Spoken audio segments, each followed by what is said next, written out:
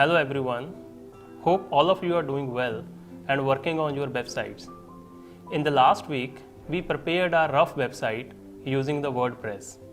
But you have to admit one thing, that this website is not looking that great as it should be, because there are so many features such as contact form, social sharing form, and the security features.